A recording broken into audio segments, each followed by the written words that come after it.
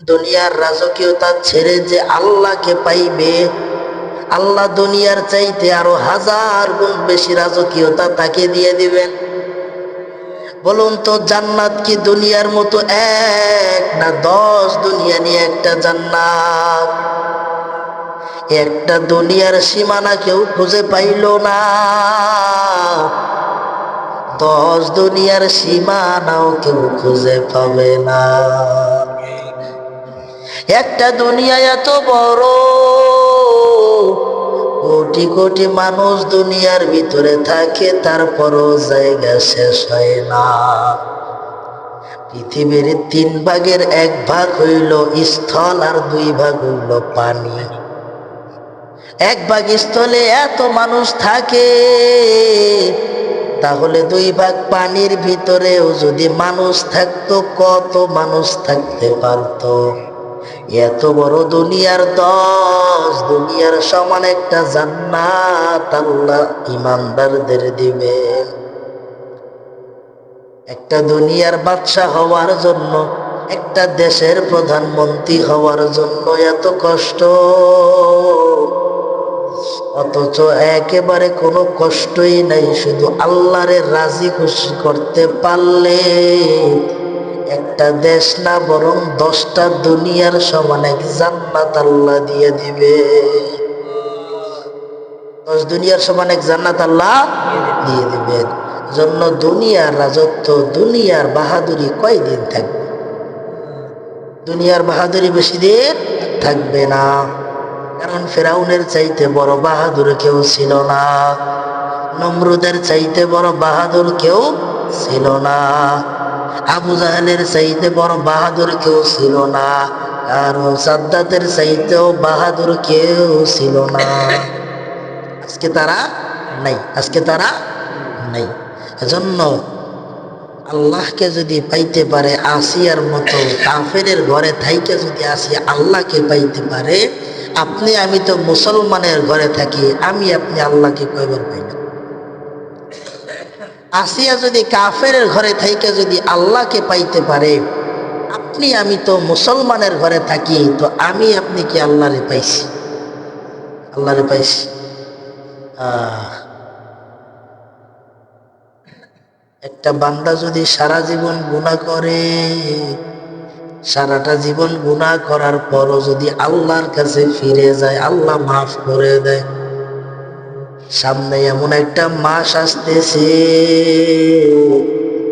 যেই মাসের নাম হইল রমজান। বেশি দিন বাকি নাই, রমজান চলে আসতেছে, সবে বরাত চলে গেছে। রমজান এত দামি, আল্লাহ বলে বান্দা 11টা মাস অপরাধ করলে, 11টা মাস গুনাহ করলে, একটা মাস যদি রোজা রাখিয়া আমি আল্লাহর কাছে মাফ চাইতে পারো, আমি আল্লাহ মাফ করে দিব। এজন্যই আল্লাহর নবী বলেন, তোমরা যখন রজব মাস শাবান মাসের ভিতরে থাকবা, তখন বেশি বেশি করে আল্লাহর কাছে এই দোয়া করতে থাকো, আল্লাহুম্মা বারিক লানা ফি রজব ওয়া শাবান ওয়া বাল্লিগনা রমাদান। এই দোয়া বেশি বেশি করে আল্লাহ রসূল করতে বলছে। আল্লাহ তুমি আমার জন্য শাবান আর রমজান মাসকে বরকতের মাস করো, আর আমার হায়াতকে রমজান পর্যন্ত নিয়ে যাও, হায়াতকে রমজান পর্যন্ত নিয়ে যাও। বলা যায় না রমজান পর্যন্ত কে কে থাকে। কত মানুষই তো দুনিয়া থেকে বিদায় নিয়ে চলে যাইতেছে। রমজানের আগের দিন মানুষ দুনিয়া থেকে বিদায় নিয়ে চলে যায়। বলা যায় না আপনি আমি রমজান পাই নাকি পাই না। গত বছর কত মানুষ রমজান পাইল, রোজা রাখলো, সেহরি খাইলো, ইফতারি করলো। এই বছর তাকাইয়া দেখি আর অনেক মানুষ কিন্তু দুনিয়ায় না। অনেক কাছের মানুষ ছিল যাদের নিয়ে ইফতারি করলাম, সেহরি খাইলাম, আজ তারা দুনিয়ায় নাই। এই রমজান পাবো কিনা জানি না, আবার এই রমজান যারা পাইব তারা আগামী রমজান পাবো কিনা জানি না।